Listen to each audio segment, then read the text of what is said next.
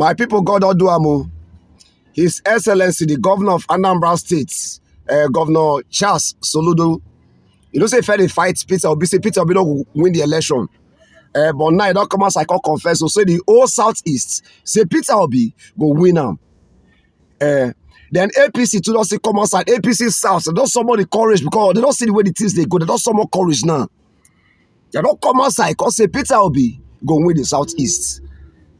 I make I say, make I update INEC because like this now, so the two criteria when we need for the full Southeast that we don't get them. Peter Obi don't get them now, so that is my right hand. I'm gonna update INEC. 25% of the total vote cast. Peter Obi don't score on. Then highest vote cast for the full Southeast now, so INEC I bet right hand down. Peter Obi don't score the two now, so.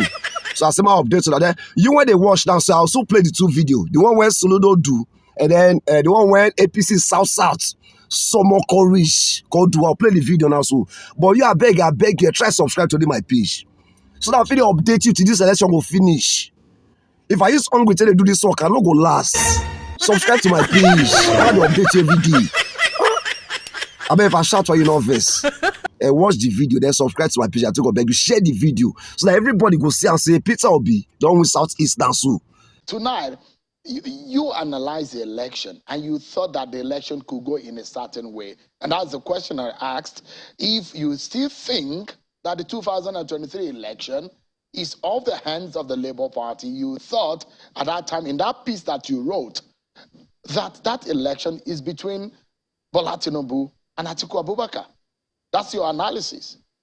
What I can say to you today is that, and I will repeat it, and I said so in the same piece, that I wish Peter Obi the best of luck and let him go and compete as others. We are also competing on the same race with him. We have our own candidate who is also son of the soil, coincidentally from Anambra State as well. And he will do his own bit, get his own votes. Even the same piece itself, I even considered, you didn't point that out, that Peter Obi might win in Anambra State.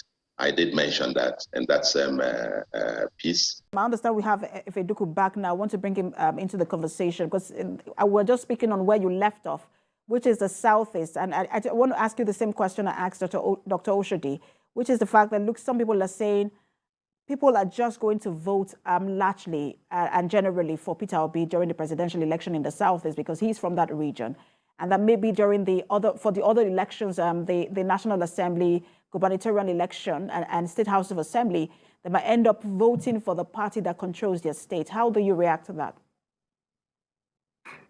Look, you see, elections are about realities.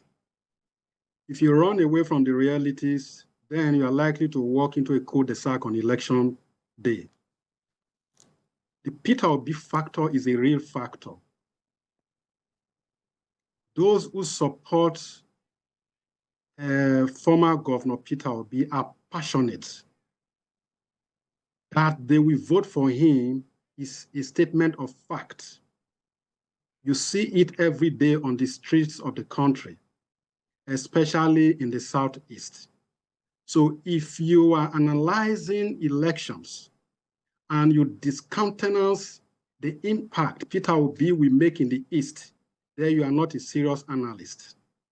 The Southeast will vote for Peter Obi.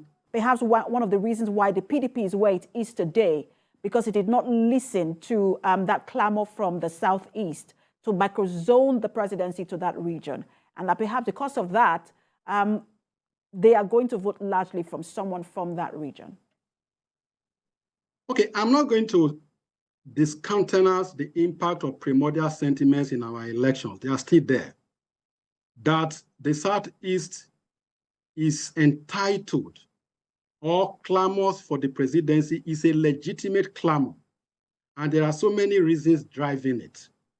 However, Peter Obi has presented himself not as an ethnic candidate, but a person who has something to offer the country. So Peter Obi is not even presenting himself as an ethnic candidate. And if the man who is contesting has not, in fact, he publicly said that if the reason you are voting for me is because I'm from Southeast, do not vote for me. And I think that message sinks. But again, as I said, that is not to say those sentiments that drive some voters, that we will not remove them completely from the table in analysis. But I do not think that people who are voting for Peter Obi are doing so only because he's from the Southeast. They believe he's competent, they believe he's honest, and the rest. So that is what those are some of the things his supporters hold on to. And we have to respect that. We don't say that they don't know what they are saying. They have points, they are making good points. Peter Obi will get votes.